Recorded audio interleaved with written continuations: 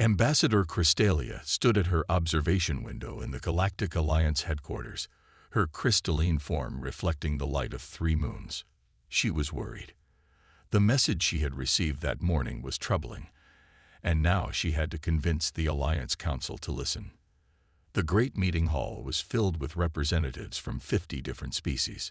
Some floated in anti-gravity fields, others sat in specially designed chairs, and a few existed as pure energy in containment spheres. At the far end of the room, Admiral James Wilson, the human representative, sat quietly watching. He was new to the council, as humans had only joined the Alliance 5 years ago. "The Void Swarm is coming," Crystalia announced, her voice crystal clear in the vast chamber.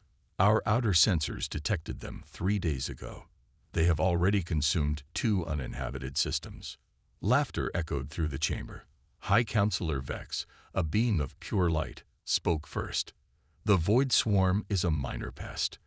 Our technologies are far superior to these simple creatures. They are not worth our attention." Crystalia played the recording she had brought. The hologram showed a massive cloud of dark shapes moving through space, devouring everything in their path. Asteroids, space stations, and even small moons disappeared into their endless hunger. "They are different now," she insisted. "They have evolved. They're stronger, faster, and their numbers are greater than ever before." More dismissive voices filled the room. The Alliance species were proud of their advanced technology. Many of them had been space-faring races for millions of years. They saw themselves as far too powerful to be threatened by what they considered simple space creatures. But Admiral Wilson stood up. He was a tall man with gray hair and wore lines on his face that spoke of many battles. "On Earth," he said, and the room fell quiet, "we had something called locusts. Tiny insects. Farmers didn't worry about 1 or 2. But when they came in swarms, they could destroy everything in their path. Sometimes, the smallest enemies are the deadliest. This is why we don't usually invite younger species to the council," another representative said with a laugh. "They fear everything because they understand so little." Wilson didn't get angry at the insult. Instead, he walked to the center of the room and studied the hologram carefully. "How fast are they moving?" he asked Crystalia. "At their current speed, they will reach the first luminary colony in 30 days, she answered. Wilson nodded and pressed a button on his communicator. "This is Admiral Wilson. I want the Third Fleet moved to the outer luminary sector immediately. Tell Commander Brooks to begin evacuation preparations for all colonies in the projected path." The room erupted in protests. "You can't move a fleet without council approval," High Counselor Vex shouted. "Actually, I can," Wilson said calmly. "The Defense Treaty Earth signed with the Alliance gives us the right to respond to any threat we consider serious. We're not asking for Alliance resources. We're using our own ships." Crystalia felt a wave of relief wash through her crystalline body. Finally, someone was taking action. "The humans will embarrass themselves," someone whispered loudly enough for everyone to hear. "They'll see it's nothing and slink back to their sector." Wilson walked over to Crystalia and spoke quietly. "My people know what it's like to face extinction. We've survived ice ages, plagues, nuclear war, and our own AI rebellion. We're not going to stand by and watch while others are in danger, even if we have to fight alone." He turned to address the council one last time. "I hope you're right about the Void Swarm. I hope we're overreacting. But if we're not, Earth stands ready to help. We'd rather look foolish than stand by and watch good people die." As Wilson left the chamber, Crystalia followed him. "Thank you," she said. "My people are not warriors. We have lived in peace for so long." "That's why we're here," Wilson said with a gentle smile. "Earth learned its lessons about war the hard way. If we can use that knowledge to protect others, maybe all our past struggles had a purpose." In her quarters that night, Crystalia watched the human ships arriving through her window. They were not as sleek or advanced as Alliance vessels, but there were many of them, and they moved with purpose. She had studied human history since their arrival in the Alliance. They were so young, so ambitious, and sometimes frightening in their intensity. But now she understood something new about them. When death itself came calling, the humans didn't run. They stood their ground. She just hoped they would be enough. The Void Swarm arrived sooner than anyone expected.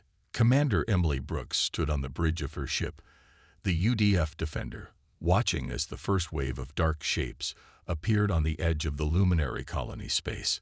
The colony's crystal cities sparkled below on the planet's surface, their beauty still visible from orbit. "They're not slowing down," her second-in-command, Lieutenant Pete Roberts, reported. "They're just coming straight in." Emily gripped the rail of her command station. The Third Fleet had managed to evacuate 60% of the colony's population, but thousands were still on the surface. The Alliance Council was still debating what to do, even now. "All ships, battle formations," she ordered. "Remember your training. These things are biological. They can be killed." The human fleet moved into position, their ships forming a protective wall between the swarm and the planet. Emily had studied every piece of data they had on these creatures. They were like a mix between locusts and piranhas, but each one was the size of a small car. The first wave hit hard. The space around the ships filled with countless dark shapes, their teeth grinding against ship hulls. Warning alarms blared across the bridge. "Hull damage on decks 3 through 7. Someone shouted. "Concentrate fire," Emily commanded. "Don't let them group up." The human ships fired their weapons. Lasers and plasma bolts cut through space, destroying hundreds of the creatures, but there were thousands more behind them. On the surface, Ambassador Cristelia was helping with the evacuation. She watched in horror as pieces of the battle fell through the atmosphere, burning up like falling stars. Some were parts of ships. Others were dead swarm creatures. "The humans are really fighting them," a young luminary said in wonder. "They're not running away." "Get to the ships," Cristelia urged her people. "The humans are buying us time. We must use it wisely." Back in space, Emily's fleet was taking heavy damage. 3 ships were lost already, but they had managed to save their crews. The swarm was unlike anything they had fought before. The creatures learned and adapted quickly. "Commander," Lieutenant Roberts called out, "they're changing their pattern. A group has broken through. They're heading for the surface." Emily looked at her tactical display. If she moved her ships to stop the breakthrough, it would create a gap in their line. The rest of the swarm would pour through. "Launch the fighters," she ordered. "All of them. But Mom, in this chaos. Do it now." Hundreds of small fighter ships poured out of the larger vessels. Unlike the big ships, fighters could match the swarm's speed and maneuverability. The human pilots dove into the fight without hesitation. Emily watched as Captain Tom Miller, her best pilot, led his squadron straight into the heart of the breakthrough group. They fired with perfect accuracy, killing dozens of the creatures. But the swarm was learning. They started moving in patterns that made them harder to hit. "The evacuation ships are ready to launch," a voice reported.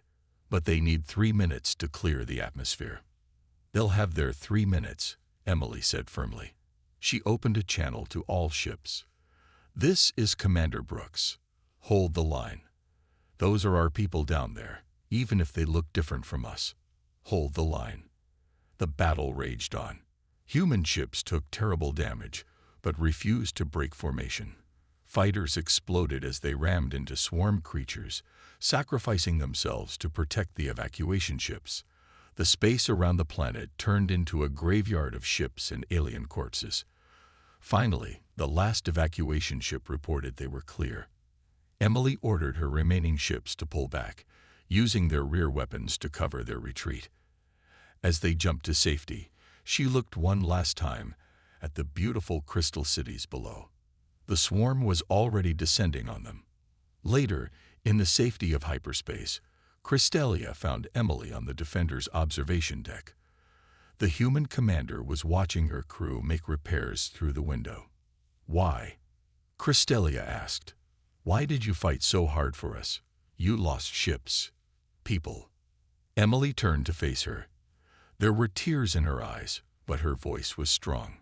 Because that's what humans do. We protect our friends. And if these things think they can just eat their way across the galaxy, she shook her head. They're about to learn why humanity survived every disaster that ever tried to wipe us out. As Cristelia looked at the determination in the commander's eyes, she understood something important. The swarm might have won this battle, but they had just made a terrible mistake. They had given humanity a reason to fight. Captain Michael Reynolds stood in front of Admiral Wilson and Commander Brooks, his uniform still dusty from his last rescue mission. The chamber was quiet except for the hum of the ship's engines. "We can save them," he said, pointing to the map showing 5 more luminary colonies. "The swarm hasn't reached these worlds yet. We have a window of opportunity." Admiral Wilson frowned. "The Alliance Council has forbidden any more rescue missions. They say we're interfering with the natural order."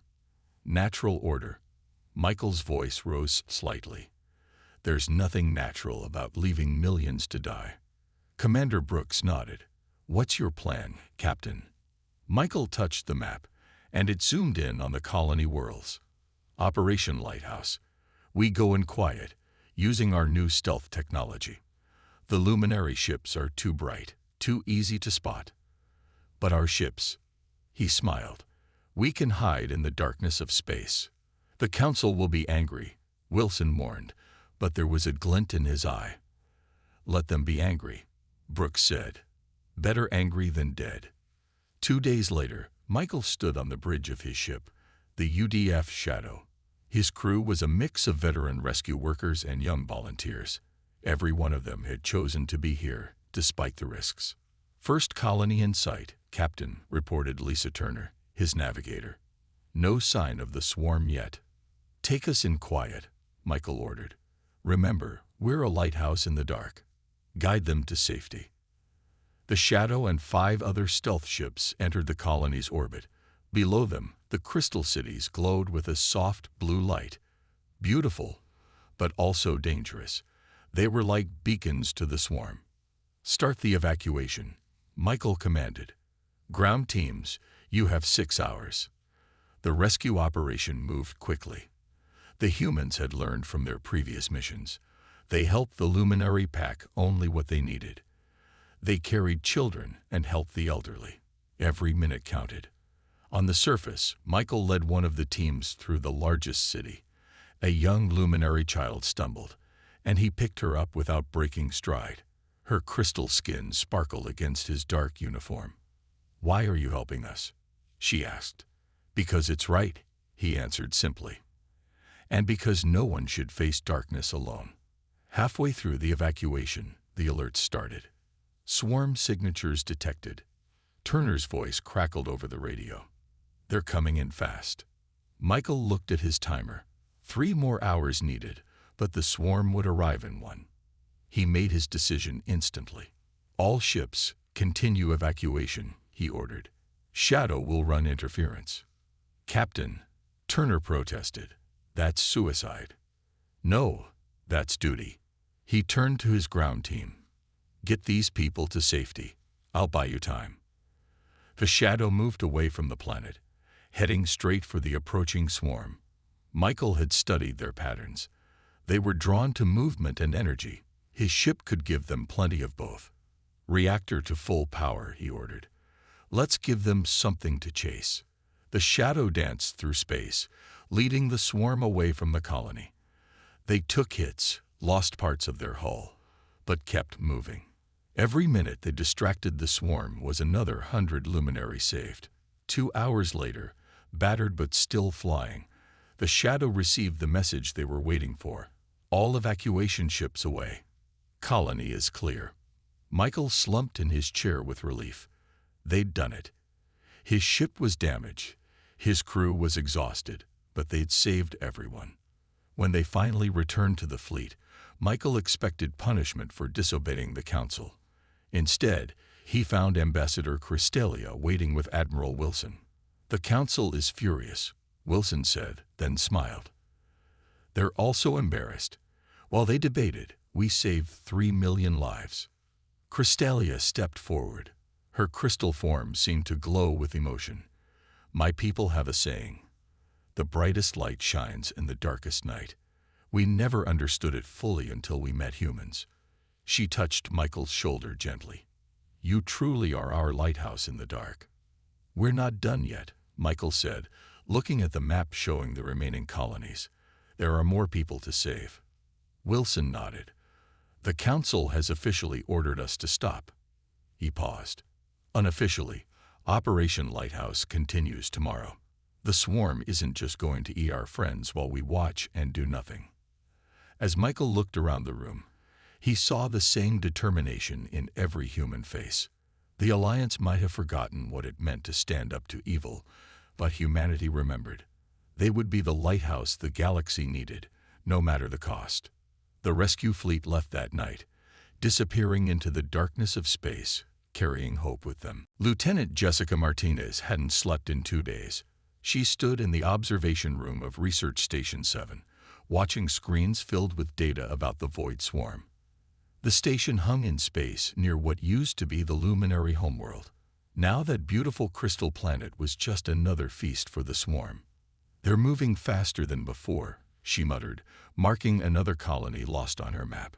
The swarm had doubled in size since their first attack. An alarm blared through the station. Emergency transmission from the Alliance Council, a voice announced. The main screen lit up, showing the council chamber. It was almost empty now. The Quantum Collective, the most advanced species in the Alliance, were leaving. We have opened our pocket dimension, their leader announced. Our people will be safe there until the swarm passes. Without another word, their representatives vanished. Next, the Starborn, beings of pure energy, made their announcement. We are retreating to the galaxy's outer rim. We suggest others do the same. Jessica slammed her fist on the desk. Cowards, she shouted at the screen. These were the species that had looked down on humans for being too primitive, too emotional. Now, they were running away. Lieutenant Martinez, a voice called. She turned to see Dr. Ryan Thompson, the station's lead scientist, rushing in. You need to see this. He pulled up a recording from their latest battle. Watch the swarm's movement pattern here, he said, pointing to the screen. The creatures move like a giant wave, consuming everything in their path. I've seen this before, Jessica said, frustrated. They're coordinated. We know that. Yes, but look what happens when we hit them with different weapons. He played more footage. Physical weapons, they dodge. Energy weapons, they absorb. But here, the video showed a moment when a human ship's reactor had been hit. The radiation leak had caused nearby swarm creatures to break formation. They don't like radiation, Jessica asked, leaning closer. Not just that. The radiation disrupted their coordination. For a few seconds, they couldn't communicate with each other. Jessica's tired mind suddenly snapped to full alertness. They're not just coordinated, she said slowly. They're connected, like a network. She turned to another screen, pulling up more data. Every time we've hit them with radiation, their attacks become random, chaotic. Exactly, Ryan nodded. And look at this. He showed a scan of a dead swarm creature. This organ here, it's like a biological radio. They're all receiving orders from somewhere. A queen, Jessica whispered. Like a beehive. There has to be a queen controlling them all. She rushed to her communication panel. This is Lieutenant Martinez. I need to speak to Admiral Wilson immediately. Priority 1. While they waited for the connection, more reports came in. The swarm had reached the Alliance core worlds. Dozens of species were fleeing their homes. The mighty Alliance was falling apart. Admiral Wilson's face appeared on the screen. He looked tired but determined. What is it, Lieutenant? Sir, we found their weakness. The swarm isn't just a group of animals. They're being controlled. If we can find their queen and hit it with enough radiation, we could break their connection. Wilson finished. Good work. But how do we find this queen? Jessica was ready for this question. The signals have to get stronger the closer we get to the source. We can track them. Like following a radio signal back to a station. It would be suicide, Ryan said quietly. The Queen would be in the heart of the swarm. Maybe, Wilson agreed. But it's better than watching the galaxy die. He straightened up. I'll inform Commander Brooks and Captain Reynolds. We'll need every ship we can get. After the call ended, Jessica stared out at the stars. Somewhere out there, a queen was controlling her endless army, eating her way through the galaxy. The advanced species had run away. The alliance had crumbled. Only Earth's forces remained, along with their luminary allies. Do you think we can really do this? Ryan asked. Jessica thought about her home on Earth, about the history lessons she'd learned in school. Humans had faced extinction so many times. Ice ages, plagues, wars, natural disasters. Each time, they had survived by working together, by refusing to give up. We have to try, she said. That's what humans do. We fight impossible odds. We find a way. She looked at her data screens again. And this time, we're not just fighting for Earth. We're fighting for everyone who can't fight for themselves. The station's lights flickered as another distress call came in. Another world was falling to the swarm. But now, for the first time, they had hope. They had found a weakness. And if there was one thing humans were good at, it was turning a small weakness into a major defeat for their enemies. Jessica turned back to her work. There was no time to sleep. Not while the galaxy was counting on them. Admiral James Wilson stood before the largest gathering of human and luminary forces ever assembled. The command center's main screen showed hundreds of ships, their crews waiting to hear the plan that might save the galaxy. The swarm has a weakness, Wilson began, his voice carrying to every ship. Lieutenant Martinez and Professor Anderson have found a way to exploit it. I won't lie to you. This will be the hardest fight of our lives. He pressed a button, showing a map of swarm territory. In the center, a bright spot pulsed. This is where we believe their queen is hiding. Every order, every command comes from this point. Professor Thomas Anderson stepped forward. He was a tall, thin man who had spent the last week without sleep, working on their weapon. The queen uses biological signals to control the swarm, he explained. We've created something special to disrupt these signals. He held up a small cylinder glowing with a soft blue light.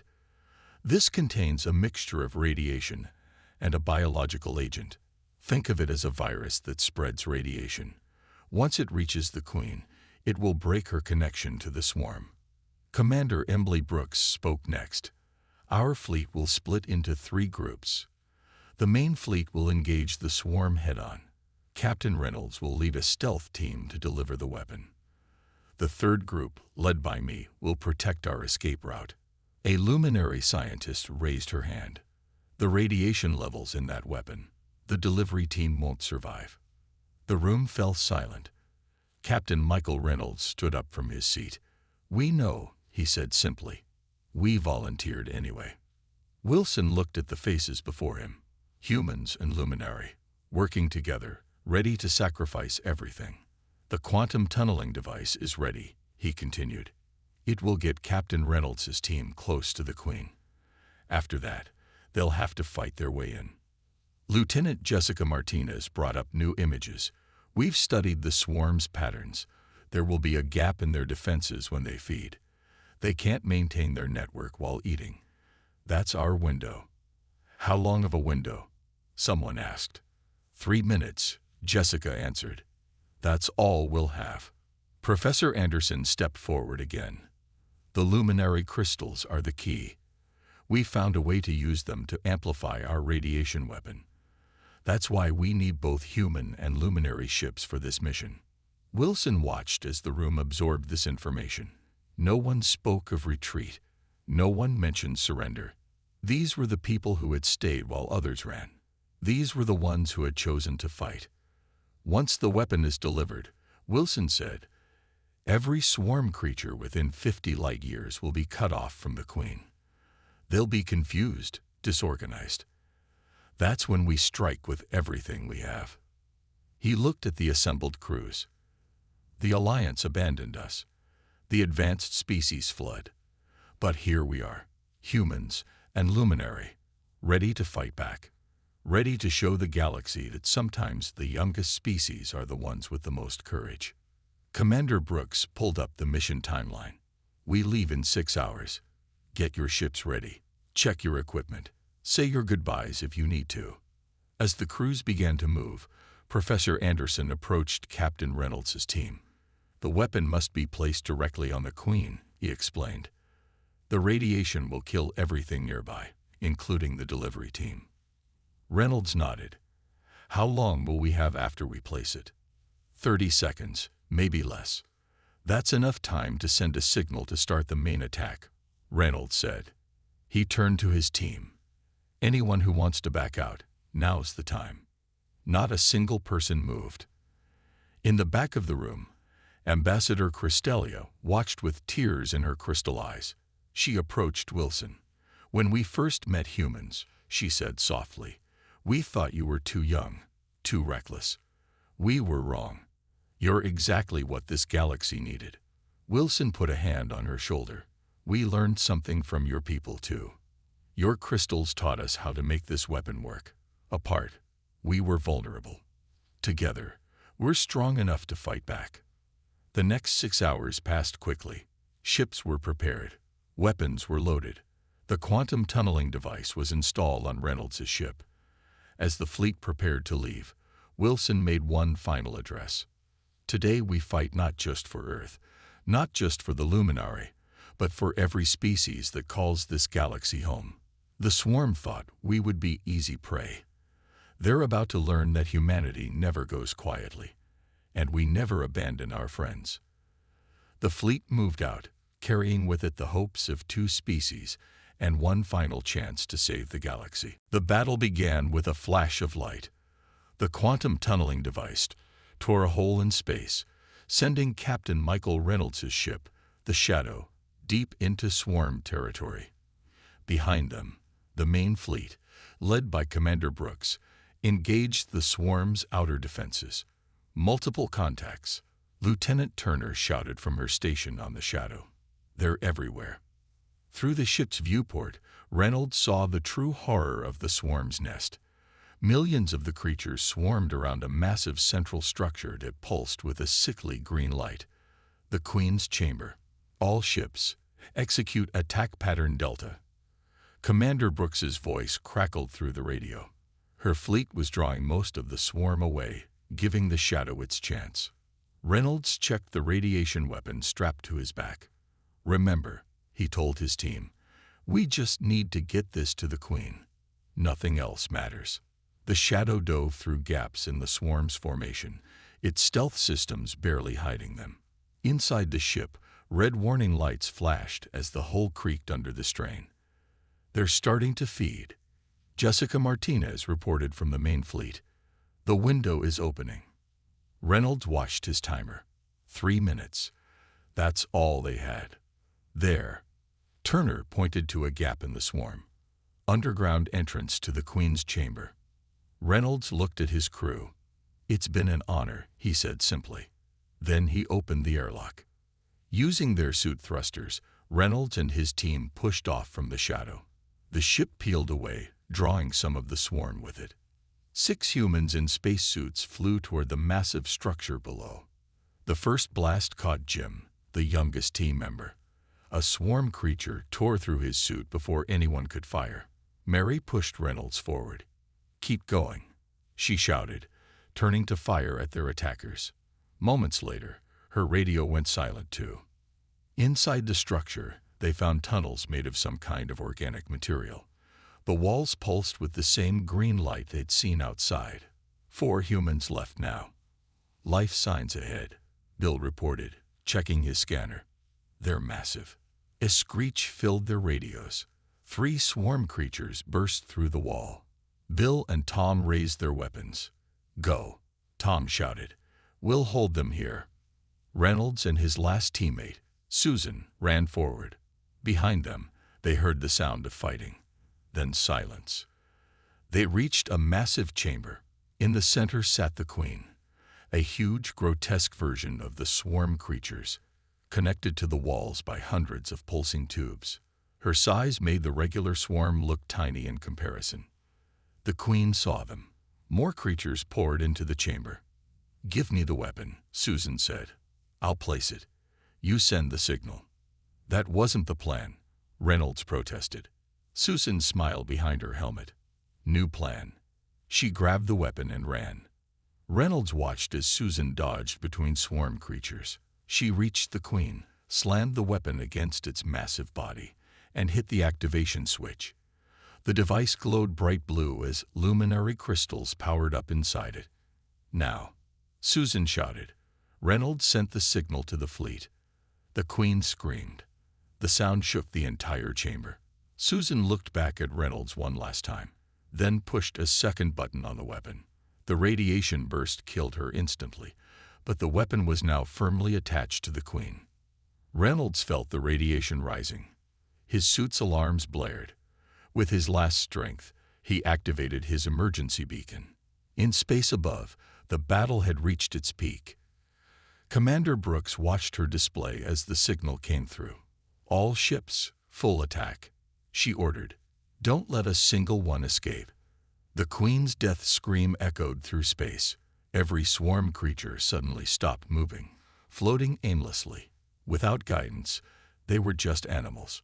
Human and luminary ships opened fire.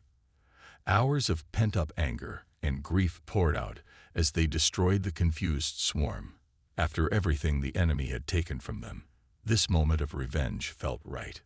A rescue team found Reynolds, barely alive, protected in a small alcove.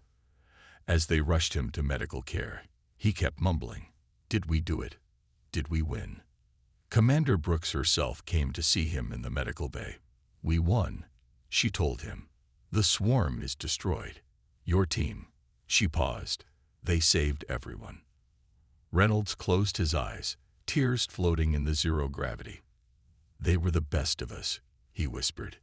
"They were the best of humanity," Brooks corrected him. "And now every species in the galaxy knows it." Outside the medical bay window, the remains of the swarm drifted harmlessly in space, a reminder that sometimes the greatest victories come at the highest costs. 1 year after the defeat of the Void Swarm, Ambassador Crystalia stood in the rebuilt Alliance Council chamber. The room was different now. The elegant decorations were gone, replaced by simpler, stronger materials. And there, on the wall, hung 5 photos, the members of Captain Reynolds' team who had given their lives to save the galaxy. The chamber was full again. Even the species that had fled had returned, though they sat quietly, their earlier pride gone. At the center of the room stood a new memorial, built from luminary crystal and earth steel. It showed a human hand and a crystal hand clasped together. Admiral Wilson walked to the speaker's platform. Age and grief had added more gray to his hair, but his voice was strong as ever. 1 year ago, he began, we faced extinction. The Void Swarm had consumed hundreds of worlds. The Alliance was breaking apart. He looked around the room. But today, we're here to celebrate not just our survival, but a new beginning. Commander Brooks, now wearing an admiral's uniform herself, stepped forward. The rebuilding effort has exceeded all expectations. 17 colonies have been restored. The luminary homeworld is healing, and Earth has shared its defense technology with all Alliance members. In the medical bay of the newly built Alliance Defense Station, Captain Michael Reynolds watched the ceremony on a screen. His injuries from the radiation had been severe, but he was finally walking again. Dr. Lisa Turner, his former navigator, checked his vital signs. "They're talking about you again," she said with a smile. Reynolds shook his head. "They should be talking about the ones who didn't make it back. Jim, Mary, Bill, Tom, Susan." He touched the memorial bracelet he wore, containing a small piece of luminary crystal. All survivors wore them now, to remember. Back in the council chamber, Professor Anderson was presenting his findings. The combination of human determination and luminary crystal technology has led to breakthroughs we never imagined. Our new defense systems will ensure no threat like the swarm can ever surprise us again. Lieutenant Martinez, now head of Alliance Intelligence, brought up a star map. We've established early warning stations throughout the galaxy. Human and luminary ships patrol together. We're stronger now than ever before. Ambassador Cristelia stepped up to speak. She had worked on this speech for days, wanting to find the right words. When the swarm came, she said, many thought we were doomed. The most advanced species fled to their hidden places. But humans... She paused, her crystal form glowing with emotion. Humans taught us that being advanced isn't about having the best technology or the longest history. It's about having the courage to fight for others, the strength to stand against impossible odds, and the wisdom to know that we're all in this together. The Quantum Collective's representatives stood up. We were wrong, they admitted. We thought ourselves superior because of our technology. But when real danger came, we hid. The humans showed us what true advancement looks like. In orbit above, the new Joint Human Luminary Defense Fleet held its position. The ships were beautiful things now, built with both human ingenuity and luminary crystal technology. Each one carried a mixed crew, the two species working together as if they'd been doing it forever. On the station's observation deck, Reynolds finally made his way to the window. The galaxy spread out before him, peaceful and bright. Was it worth it? Lisa asked quietly, standing beside him. All the sacrifice. Reynolds touched the window. Somewhere out there, his team's sacrifice had made all this possible. They gave their lives so everyone else could live, he said. That's what humans do. We protect those who need protection. We fight for those who can't fight for themselves. In the council chamber, Admiral Wilson was finishing his speech. Today, we're not just celebrating victory. We're celebrating unity.